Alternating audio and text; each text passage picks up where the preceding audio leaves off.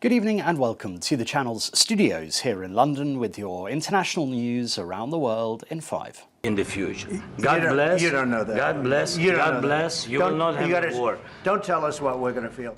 Vladimir Zelensky has said his disastrous meeting with Donald Trump last week did not go the way it was supposed to, and it is regrettable that it happened this way. To dictate what we're going to feel.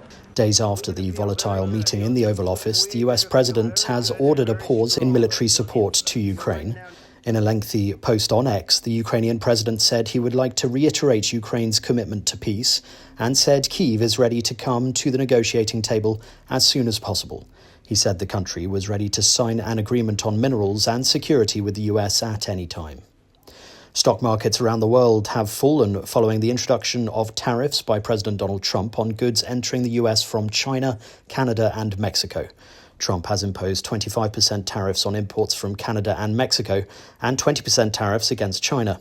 Canada and China announced their own import taxes on US goods, while Mexico said it had contingency plans, sparking fears of a full-blown trade war. The three major stock market indices in the US sank following the news, while the FTSE 100 opened lower on Tuesday and stock markets in Asia were also down. Analysts have warned tariffs could push up prices for US households and could also have a knock-on effect on consumers across the world. Canadians are reasonable and we are polite, but we will not back down from a fight. Not when our country and the well-being of everyone in it is at stake. At the moment, the US tariffs came into effect in the early hours of this morning, and so did the Canadian response. Canada will be implementing 25% tariffs against $155 billion worth of American goods. CCTV footage has emerged of the car involved in an attack in Germany moments before it was driven into a crowd in Mannheim city centre. At least 2 people died after being hit by the car in southwest Germany. The Interior Minister of the state said several others were also injured. A 40-year-old German citizen is in police custody. The UN Children's Agency UNICEF says armed men are raping and sexually assaulting children as young as 1 during Sudan's civil war. So traumatized are the survivors that some say they have attempted to end their lives.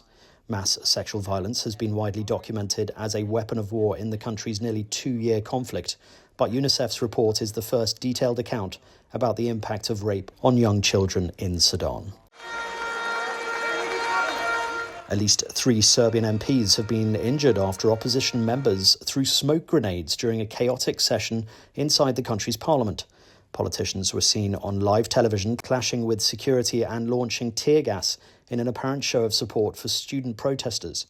Demonstrations sparked by a railway station roof collapse that killed 15 people 4 months ago have morphed into a wider movement that poses the biggest threat yet to the Serbian government. One of the injured MPs suffered a stroke and is in a critical condition, according to the speaker. A truck has collided with a bus in southern Bolivia, killing at least 31 people, according to police, just 2 days after a deadly crash claimed at least 37 lives. Officers said the bus rolled some 500 meters down a ravine after the collision, which took place on the highway between Oruro and the highland mining city of Potosi. The driver of the truck has been arrested while the cause of the accident is under investigation. And an art gallery planning what it claims to be the largest ever exhibition of the UK's hobbies said it has had a fantastic response to an appeal for contributions.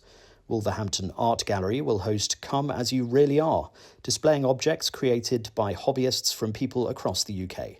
Since it launched the appeal in January, a spokesperson said they have received everything from felted animals and knitted creations to model trains and cosplay costumes. They added they were still after more items, especially upcycled furniture, music, memorabilia, and items around cosplay and dressmaking. And that's your international news around the world in 5. Now back to the channel's studios in Lagos.